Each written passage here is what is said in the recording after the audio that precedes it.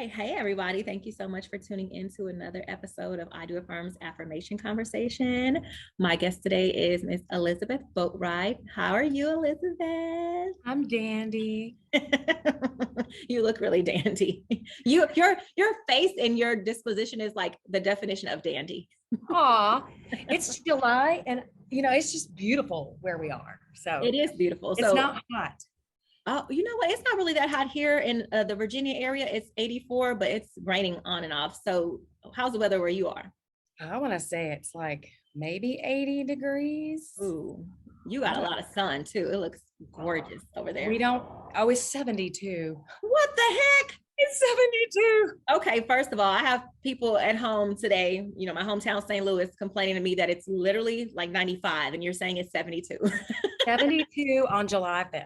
Yeah. Wow. Okay, so tell people where you are then, because I know they want to move there now. Yeah, right. But we're in Olympia, Washington, but it's, we pay for this. We have many, many months of just kind of this dreary, typical weather that you think about when you think of Seattle or Washington. Nice. So we have about 3 great months in summer. And it's like 6, 7 months of 8 months of dreary rain. Yeah.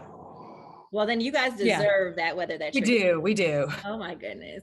So you, not surprising because you give me peach vibes. You are born in Augusta, Georgia, correct? Yes, ma'am. All right. I hear it all in your voice. Yeah. So, tell me how you managed to go from the East Coast to the West Coast. How'd you journey there? I married a military man. And he, we got married and the Army sent us all the way to Savannah, Georgia. Woohoo. For little over 6 years. Wow. And then we did Hawaii. And then we did West Point, New York. Wow. Then we did Columbia, South Carolina, Washington, D.C. And now we're all the way in the Pacific Northwest, which is really different. Wow. Well, first of all, you've had some amazing locations. Columbia is hot as hell, though. Hawaii is gorgeous. DC traffic kind of sucks sometimes, but it's worth it. Amazing here. I love it here. So yeah. That's awesome. Well, let me tell everyone a little bit about Liz. I'm just going to call you Liz because that's fine. That's good. So, Liz, you homeschool your kids, right?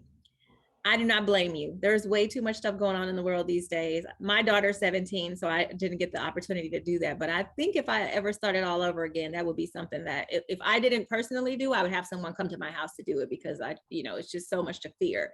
Tell us about that experience. How is that? It's like anything else you do. There are rewards and it's a lot of work. If you don't feel called to do it, you don't do it. And I definitely felt called to do it. I didn't know what our military family life was going to be like.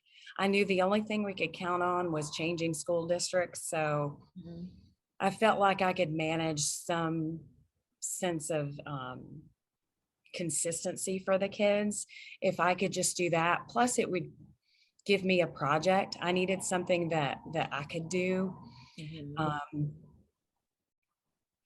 And I like working for myself. But by the time we got to New York, I was a little burnt out. Our oldest had graduated high school. And what I found when the cycle started being every 2 years for us, the kids couldn't get plugged into a local community fast enough. So they did start going to school at that point. We lived in the village and it worked out for them to go to a small community village school. So we, and by the time I had done that, the kids were like, this is fun. So, and that was middle school or so. And then, COVID hit a few years after that. And so we were back to doing it. It wasn't that different for us to go from brick and mortar schools to homeschool, except for the fact that we had no community again, and no one did. We were all shut in. Right. So I don't think that's the way to do it. And I don't think the way everybody else has had to do it is ideal. Okay. Well, I mean, I think it's pretty awesome. So you're teaching at home, which made a lot of sense because you are a graduate in English. Yep. A creative fiction writer. So I saw that you wrote that, which is really cool. Since now we know personally some people who own their own publishing company. So see and say we'll be both hollering at you guys. Okay. You know, Asaba, she started her own publishing company. Did you see that? I did see that, and I'm a little excited. Now I got to pick her brain. Yes, exactly. So same. I know a couple of people who've been reaching out to me, but I kind of already promised my friends that they would get my first project. So, you know, I like to support close first, but yeah, definitely. And then I heard you say you like to work for yourself, which, you know, since I've known you, you didn't give me, no offense to other military spouses. I'm not trying to be offensive, but you did not give me military spouse vibes. You gave me like boss babe vibes. So it is not shocking to me that you are an entrepreneur. You own your own small business called Masterpiece Ragdolls. And let me tell you, honey, I'm not really even a cat person, but your cats are so freaking pretty that I have contemplated several times about sneaking one into this house. Tell us about that. You know, I've always been kind of a crazy cat lady. I haven't met a cat that I didn't love, even if they were crazy. Felt like a cat whisperer, like I could read them and see what they wanted. But again, our Army lifestyle made it difficult for us to have a cat for very long. So we would go to a duty station and we'd foster one for a couple of, you know, for the years that we were there. And then because we would be homeless for 2 or 3 months, maybe, depending on where we were coming from, we just have to take them back to the society or rehome them with someone else or whatever. And my daughter was doing some research. She went to a book fair of all places, bought a book on cats. And she comes to me when she's about 8 or 9 years old and says, Mom, I know what kind of cat we want. Oh. As if I was shopping, you know, right, like exactly. And I said, okay, what is it? Like she knew my love language, cats. Oh. And so she told me about the Ragdoll, and I watched a couple of YouTube videos, and I was hooked. And so it took me a couple of months to find a breeder who was willing to just respond to my emails, because most of these breeders are crazy cat ladies. They're busy. They don't have any good business sense. They don't communicate very well. They're just like really into the cats. Right.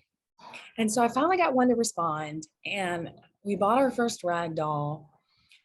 Very, very expensive cat, even back then. And I didn't tell my husband. I just told him after I had placed a deposit, because that's how I am. That's how you know it's expensive, when you have to put a deposit on it. Uh-huh.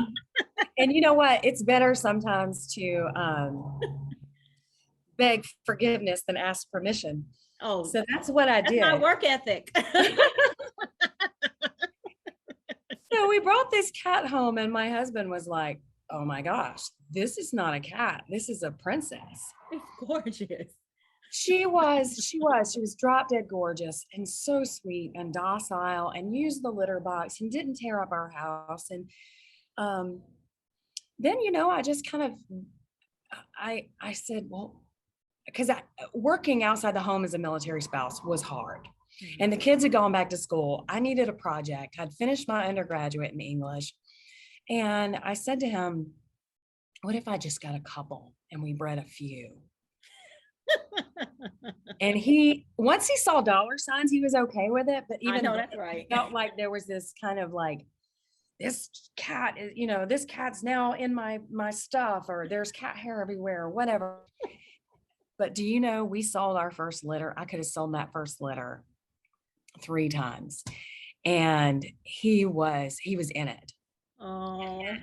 And by then we'd had about 4 or 5 cats. And then before you know it, it was like 6 or 8 cats. And then I want another male, and I'm importing cats from Europe and Asia. And I'm a crazy cat lady. No, you're a crazy cat boss. I'm a cat. Yes.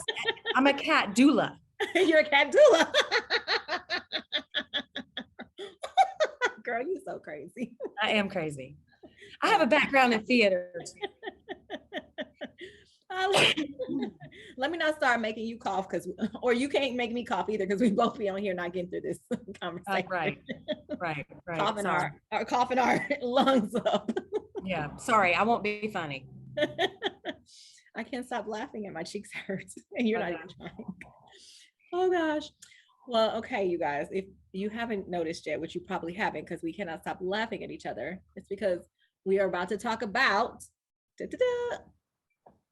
admiration. So today's affirmation is I am admired. And as you can tell, I admire Liz so much. She is just like, I wish I could curse, but I can't curse on YouTube. She's a boss. H. Yeah, that's how I see her. I mean, I'm telling you, like the first time I saw her, I think you came to one of my manicures and margaritas, and there were no manicures and there were no margaritas, and I was a little taken aback. I was like, wait a minute. I need my nails done. Girl, I started that back in like 2012. And I'm telling you, it was so funny. I started in Virginia, 2012. And some of the ladies that I had invited, they literally thought, first of all, I only called it that because it just sounded good. And someone was like, I took my nails off because I thought I was coming over here to get a manicure. I'm like, no, there's not margaritas. There's alcohol, but it's maybe tequila shots and some Jello. But no, you surely was like, where the hell is the manicure? I was like, what are we supposed to do? I need a plan. Girl, I know. And, it's just an easy way for some people to be able to get out of the house. Like, just tell your spouse that you're going to go do some manicures and margaritas. It's a lot better than telling them what really goes on over here. Never mind. I ain't gonna say. My husband, no, he just be like, I'll be home later. Y'all enjoy. Wait, I should probably put a disclaimer out there. It ain't that crazy because it's not that crazy. Right. They probably thinking like, what the hell is going on over there? Never mind. Disclaimer, it ain't no freaky stuff. So get y'all minds together, okay? Right. It was just a lot of good gossip. Yeah, it was a lot of good gossip. Gossiping, talking shit, drinking, being responsible while drinking. We were responsible. There was no trouble. Anyway, we can move on. Speaking of admiration, okay. Obviously with anybody, we all are who we are now because of the things that we've experienced in our lives, right? The things that we have conquered and grown through. So talk to me or us about something, some things that you've gone through in your life that have made you feel empowered or inspired to be this woman that now I get to look at and be like, I admire her. I love her. She is strong. She is resilient. Anything you can think of. Wow, that's a big category. I'm so grateful to be at this age. I never thought I'd be excited to be in my 40s, on the other half of the 40s. But, we talked a little bit about the military career, but even before that, I had a really rough upbringing. And I think it started in high school where I had some really great coaches, teachers, directors who said, all of that isn't what defines you. It's what you do to get on the other side of that. And so, it doesn't happen overnight, but I did come out on the other side of abusive family life, single mom. I had, a son. I don't know if you know this, but I had a son out of wedlock, and there were choices back then about how to handle that. And I said, I'm going to have him, and not everybody can do that, but I was able to, and put myself through school, and with no help, no support really, and met my husband, and we, traveled the world just for his career.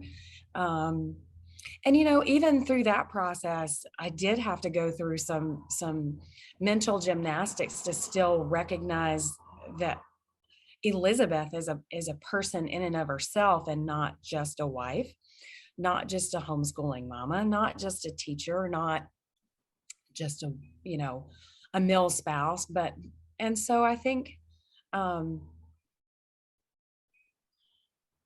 don't know, I did go through a lot, and there were terrible coping mechanisms along the way. At one point, I was exercising to the point of just really not even existing. There was a time when I should be a fairly normal size 8, and I was barely a 6, so I wasn't eating and that kind of thing. I thought that was the answer to some of my issues, or that I could prove myself by being skinny or being physically fit. There was a period where I leaned on alcohol a lot, because that was like really cool for helping me not listen to the negative narratives in my head. Fortunately, none of that, lasted so long that I couldn't come back from it. So that's kind of cool.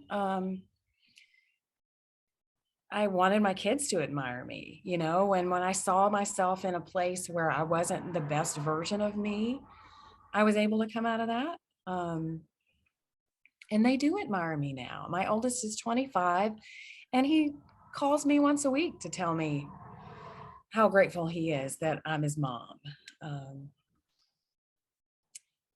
I don't know. What else do you want? No, that's amazing. I don't know how to wrap that up. That's exactly what I wanted to hear. I mean, I obviously too had a baby out of wedlock. I haven't even heard that word in so long, Liz. You know your tail. Right? Who the hell used the word wedlock? But back then it was such a big deal. Your whole society was like, a scorned woman. Right. And I said, I might be scorned, but it's just the thing to do. And I mean, it's the right thing for me, adult. Yep, exactly. Well, that's good, especially to have a 25-year-old son calling you every week. That's great you obviously are admired, you are loved, you are appreciated. I'm pretty sure. He is just very happy that you made the decision that you made. And I'm sure that you are happy that at the time you had the choice to make the decision, to make whatever choice you wanted to. Yeah, absolutely. Yeah, which we don't. So for people who are out there who have struggled with some of the things that you just spoke about, what type of advice would you give those people? Because you are a strong woman. I can feel it through this computer. It's vibrating through my body. I feel that. What advice would you give to others to be strong and empowered like you? I wish someone had told me this when I was very young. But it really hit home when I was listening to, this is before she even had books, but like TED Talks and podcasts with Brene Brown, talked about the narratives we create in our head. Yep. We don't know, we are not aware that we walk around telling ourselves things. And so I always now walk around and ask, like, what are you telling yourself right now that you feel like this? And sometimes it's, I'm happy, I'm grateful, which is like the attitude that I try to keep all the time, is just to be grateful. Like right now, there's a lot I don't love about my house, but I'm grateful that I have it. I'm grateful that it's mine to do something with, and I have to stop stop complaining about that floor that is so ugly. Eventually I can fix that. At least I have it, right? Sure. Yeah. But I would just tell people, ask yourselves what narrative you're telling yourself. What is it you're saying? What is it that you heard someone say to you that you believe that isn't working for you? Because it's probably the reason why you're going to take that next step, whether that next step is the right thing for you or whether it's destructive. Mm-hmm. Yeah, you need to go to the gym, but do you need to go to the gym twice a day and count calories the way you are, because it's beginning to feel like a compulsion. Exactly. It's beginning to change the way in which you relate to other people around the dinner table, or, you know, the way you look at other people. Are you being critical of other people because of the way they're not or doing, you know, the way they are or are not acting? Are you drinking at this point because everyone is at, you know, it's a restaurant that we're all gathered together and we're having a glass of wine? Or are you eager to get home to numb your feelings? Exactly. Are you finding comfort in ice cream tonight while you're binge watching a show on Netflix? Is that going to be good for you in the morning? Exactly.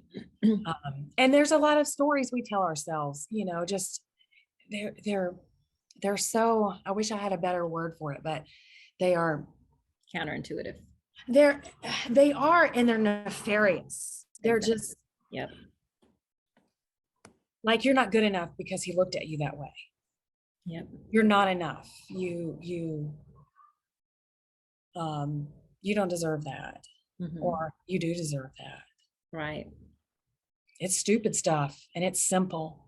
And if you can stop and just, just kind of argue back with that, create a little dialogue for yourself, you can find reasons not to misbehave or not to cope in a way that's going to hurt you. I love that. That was really awesome. And that's so true. I always try to tell people, you know, sometimes you can't help what you think mentally, you know, subconsciously, but you can definitely help what you verbalize. So you can, like you said, I can't recall exactly what you said, but it was argue back with yourself. Like, in your mind, argue back with yourself. And then when you verbalize it, positive vibes only. And honestly, that would really help. I'm going to put that, argue back with yourself. I like that. Sometimes I feel like I'm arguing with myself anyways, especially with my 17-year-old. Yeah. And I think that's the power behind a lot of people saying, you know, you should journal, because you're basically journaling to yourself. Mm-hmm. You're talking to yourself. Exactly. You're seeing the lie on the paper. Well, that was really nice. So let's lighten the interview a little bit. So I'm going to ask you a unrelated question. I know you've had a lot of jobs. First of all, I know you have a lot of jobs now, but I know you've had a lot of jobs. Tell us about some of those jobs. I've always been one to say yes, because you just don't know. I like excitement and I like adventure. And I think that's why when Eric and I got married, I could tell he was uncomfortable working in a small corporate world. And I just asked him, I said, you know, why don't you, his clothes were all folded really neat and perfect, and his bookshelves were organized, all these weird not things. Sound just like him. I loved it. I actually loved it. But I said to him, why don't you go back in the Army? You know, because he had gotten out from a prior marriage, and I think that's what she wanted him to do. But anyway, I said, why don't you go re-enlist? And he said the cutest thing. He said, you'd let me? Oh. And I said, yeah, absolutely, because I liked the idea of the adventure. I wanted to see the world. And so that was the same thing with the jobs. I would see a job and I would interview for it, and I was always offered the job. It was not hard for me to get a job, no matter what it was. And so I would always say yes. And there were some times when it was just about money. Like, all right, how am I going to pay for this? Because I just spent all our other money on something else. Like, I was, I have a little bit of threshold for risk. Let's just put it that way. I'm not a gambler, but so I've had jobs, you know, since I was 15 or 14. I would clean houses for people who did, back then it was not really Airbnb, but I've had jobs, you know, fast food, retail, all kinds of administrative jobs. And I somehow would get interviewed by crazy people who had small businesses and they didn't have a lot of business sense or whatever. I worked for a lawyer down on K Street when we were in DC. She was an aviation lawyer. This is back when I was 19 or so. I did singing telegrams. I'm telling you, the whole 9 yards. Like, I would dress up as a French maid and go into a big office building. Oh my God. Carrying balloons and find this gentleman at his desk and sing in some stupid French accent, happy birthday. That is the theater in you. I did that for money. Oh my God. I did that for money because I was in college and, my rent was $300 and, it was just, I was just going to figure out a way to make it happen. So that's what I did. That's absolutely so cute. I was visualizing them all, but the French costume, costume with the French accent was by far the cutest. It was, and there were other outfits too, but that was probably the most risque. And that was as brave as I would get as a woman, because I knew. Oh yeah. That it was uncomfortable because I was beginning to feel used. Yeah. And I think women have to deal with that. And I mean, I worked in for a residential construction company for a long time too. And I think the reason I stayed employed as long as I did was because of my blonde hair and my youthful appearance. Right. You used your pretty privilege. Yes, I did. And the raises just kept getting bigger and better. Wow. Yeah. Until it was clear that I needed to maybe find another employer. Right. It's all fun and games until it's not fun and no games anymore, right? Right. When it's all games, actually. Right. Yep. Nope. I completely get it. So let's talk a little bit about, go back to the kittens a little bit just before we wrap up, because I know that, it's not just about how much you love them and how cute they are, but you actually really like what they do for other people. Talk about that a little bit. Yeah, everybody who breeds animals will say to you that they don't do it for the money. And it's true to an extent, but we all have to pay the light bill. Right.